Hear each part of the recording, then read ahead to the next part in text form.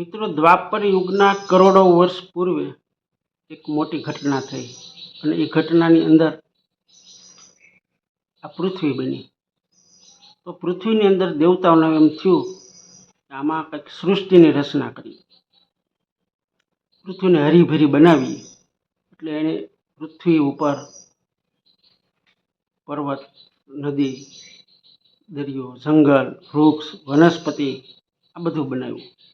અને થોડાક સમય પછી એ બધું વધવા માંડ્યું. એટલે એને કંટ્રોલ કરવા માટે અલગ અલગ પ્રકારના પ્રાણીઓ, જીવડા, જંતુ, પક્ષી આ બધું બનાવ્યું. ત્યાર પછી એને છેલ્લે મનુષ્યનું સર્જન કર્યું. એમ જૂની બધી વાર્તાઓ છે એમાં કહેવાય છે. અને એ સમયની અંદર આ લોકોને, ખાસ કરીને પ્રાણીઓને અને પક્ષીઓને બોલવા માટેનું એક સ્પેશિયલ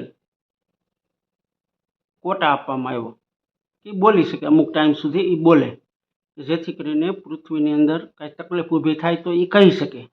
અને એના માટે સંદેશાવાહક માટે નારદજીને નીમવામાં આવ્યા. એટલે નારદજી વારંવાર પૃથ્વીની મુલાકાત લે અને કાંઈ પ્રોબ્લેમ હોય તો એ દેવતાઓને જણાવે અને એનું સોલ્યુશન આપે. એ પ્રમાણે આખી સૃષ્ટિ હાલે.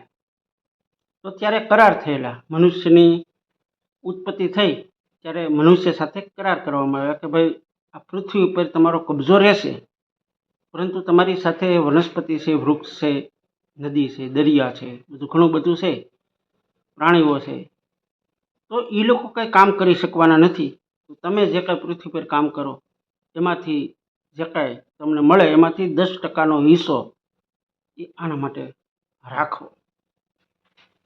મનુષ્ય એગ્રી થયો અને એ રીતે આ સૃષ્ટિની સંચાલન વ્યવસ્થા શરૂ થઈ. સમય જતાં એમ કહેવાય છે કે મનુષ્ય થોડોક સ્વાર્થી બન્યો. એટલે એણે આ પક્ષીઓને અને પ્રાણીઓને બધું આપવાનું બંધ કર્યું કે ભાઈ મહેનત આપણે કરીને આ લોકોને આપણે શું કામ આપવું. એવી રીતે વળી પાછો નારદજીને આ લોકોએ ફરિયાદ કરી. એમાં એક શિયાળિયાની વાર્તા છે. બધા શિયાળિયા ભેગા થાય અને ખેડૂતે જે કાંઈ સેવડી વાવ્યું હોય વાડ, આ બધા ખાય. ખેડૂત આવે હાથમાં લાકડી અને બઠાવી નાખી મારી મારી, બધા ભાગે. આ કાયમનો પ્રશ્ન થઈ ગયો. એટલે એને નારદજીને વાત કરી કે ભાઈ આ કઈ રીતે, કે આ રીતે અમારે માર ખાવાનું, કે તો અમને પાછા લઈ લ્યો, કે અહીંયા કાંઈ આપણે આ ધંધા નથી કરવા. તમને સારું લાગે એવું કરવા હાટુથી અમે અહીંયા આવ્યા, અહીંયા અમારે માર ખાવાનું. નારદજી કે એવું નથી. વળી પાછા દેવતા જે દરબાર હતો એમાં પ્રશ્ન રજૂ થયો અને મનુષ્યના અમુક પ્રતિનિધિઓને અહીંયા બોલાવવામાં આવ્યા અને વળી પાછું સમજાવ્યું કે ભાઈ આ રીતે નથી કરવાનું, તમારે એને દેવાનું છે, એનો હક છે, અધિકાર છે, તમારે એને આપવો જ પડે. પૃથ્વીની રચના થઈ ત્યારે આ બધું નક્કી થયેલું હતું, એ તમારે યાદ રાખવું જોઈએ. સારું, એવું કરશું. વળી પાછા 60 વર્ષ વહી ગયા, નવી પેઢી આવી. વળી પાછી પેઢીને વિચાર આવ્યો, કારણ કે મનુષ્ય છે એ બુદ્ધિશાળી પ્રાણી છે. વિચાર આવ્યો કે આ રાતનેથી મહેનત આપણે કરવી, તડકા છાંયા ટાટ બધું આપણે વેઠવું અને આ લોકોને દઈ દેવું. વળી પાછું મારવાનું ચાલુ થયું. શાળિયા સેવડી ખાવા આવે, ખેડૂત મારે. પછી એની અંદરથી એક નેતા જાગૃત થયો. નેતા બનવું એ કુદરતે દરેક પ્રાણીની અંદર, એમાં મનુષ્ય આવી જાય, બીજા પશુ પક્ષી પણ આવી જાય. અને નેતાગીરીનો નેતા બનવું એ સહજ માનવ સ્વભાવ કે પ્રાણી સ્વભાવ, એની અંદર પણ નેતાઓ હોય છે. એ એક પ્રકારનો એની અંદર નાખેલો આવેગ છે કે દરેકને થોડુંક લીડિંગ કરવું, નેતા બનવું. એમાં એક સાળિયું ખૂબ હોશિયાર, એને એમ થઈ ગયું કે ખરેખરો સમય આવ્યો છે, તક આવી છે, ઝડપી લીધા જેવું છે.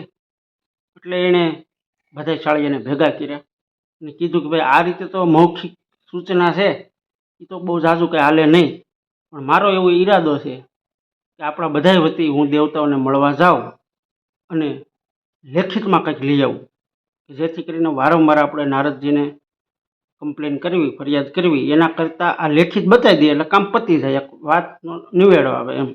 બધાએ કીધું સારું, તો એવું કરો. આ શાળીઓ ખૂબ હોશિયાર. બીજા દિવસે બધાને પાછા ભેગા કર્યા અને બધાને કીધું કે આપણી જે માગણી હતી એ સંતોષાઈ ગઈ છે અને આપણે બધાને જેટલા શિયાળિયા છે એ બધાને લેખિતમાં એક સર્ટિફિકેટ આપવામાં આવ્યું છે ભગવાન દ્વારા, ઈશ્વર દ્વારા. એમાં લખેલું છે કે તમે કોઈ પણ શેરડીનો વાડ હોય તો એની અંદર તમે આરામથી ખાઈ શકો, ખેડૂતથી બીવાની કંઈ જરૂર નથી. એમ કરીને એ સર્ટિફિકેટ એટલે પાંદરું બાંદરું કંઈક હશે જે હોય એ સમયની અંદર એ બધાને આપી દીધું, બધાને ગળામાં પહેરાવી દીધું. આ લાયસન્સ સર્ટિફિકેટ કે આ તમે બતાવીશો ખેડૂતને એટલે ખેડૂત તમને નહીં મારે ને ખાવા દે. બધાએ રાજી થઈ ગયા, તાળીઓ પાડી અને નેતાના હારતોરા થયા. બીજો દિવસ આવ્યો એટલે બધા શાળિયા ખૂબ મોજમાં હતા. ખેલકૂદ કરતાં કરતાં એક ખેડૂતના વાડીની અંદર ઘેર્યા અને શેરડીના વાડમાં ગેલ કરતાં કરતાં શેવડીના હાઠા મીણા સૂહવા, અડધું ખાય અડધું કાઢી નાખે. આ રીતની આખી પરિસ્થિતિ ચાલુ થઈ. એવામાં થોડોક સમય થયો એટલે ખેડૂત હાથમાં ભાઠો લઈને આવ્યો, હાથમાં મોટી લાકડી. આ બધા જોવે છે કે હવે ખેડૂત શું કરી શકવાનો, આપણી પાસે તો લાયસન્સ છે, સર્ટિફિકેટ છે, બતાવી દેવાનું, બીવાની કંઈ જરૂર નથી. એટલે કોઈ ભાગ્યા નહીં, પણ ખેડૂત આવ પાસે આવી ગયો અને પછી મીણો ભાઠાવા બધાને, બધા બોકાહે સીડા. એમ કહેવાય ને હાંગો કે હલવાણા, કાંઈક ભાગ્યા ને કાંઈક ભંગાણા, એવું થયું. પણ કોઈ ભાગ્યા નહીં. એટલે કીધું કે ભાઈ ક્યાં ગયો આપણો નેતા, ગોતો ગોતો, નેતા ક્યાં ગયો? એ કે આ રીતે મારે એમ થોડું હાલે. ત્યાં જોઈ તો અંદર તો નેતા નહોતો, એ ખેતરના ઉપલા શેઢે ઊભો હતો. એટલે અહીંયા બધાએ કીધું કે અહીંયા આવો, આ ખેડૂત મારે છે કે આપણે લાયસન્સ બતાવીએ છીએ તોય મારે છે. ત્યારે એ નેતાએ ત્યાંથી ઉપલા શેઢેથી કીધું કે તમે ભાગો, શક્ય એટલું ભાગો. એ કે કારણ કે એ ખેડૂત અભણ છે, એને આ લાયસન્સ કે સર્ટિફિકેટ વાંચતા નથી આવડતું. અને પછી બધા ભાગ્યા. ભાઈ સાંજે પાછી મિટિંગ થઈ કે હવે શું કરવું. એટલે નેતાએ કીધું કે ભાઈ આમ જુઓ, ખરેખર તો એ અભણ હતો, વાંચતા નહોતો આવડતું, પણ તમને ખબર નહોતી. આ તો સારું થયું હું હતો એટલે તમે બચી ગયા, નકર આમાંથી એકોય હાજો આવત નહીં. મને ખબર હતી ખેડૂત અભણ છે, એટલે મેં તમને કીધું અને તમે ભાગ્યા, એના કારણે તમે બચી ગયા, નકર હજી વધારે માર ખાવા પડે. બધા શાળિયા વિસરા મણ્યા કે નેતાજીની વાત તો હાસી છે, આજ નેતા ન હોત તો આપણે બધા ભંગાઈ જાત. વળી પાછા નેતાના હારતોરા કર્યા. મિત્રો, આ છે નેતા બનવા માટેના ગુણ. જ્યારે કોઈ વ્યક્તિ પૂજામાં પડી જાય છે ને વ્યક્તિ, ત્યારે ઘણી વખત આવા હાલ થતા હોય. કારણ કે વ્યક્તિ પૂજામાં બે જ વ્યક્તિ આવે, મા અને બાપ. ઈશ્વરની વ્યક્તિ પૂજા છેલ્લે દગો દે, કારણ કે દરેકને પોતાનો સ્વાર્થ સાધવો છે. તો આજના આ સમયની અંદર આવા નેતાઓ ને પારખવાની જરૂર છે. નમસ્કાર.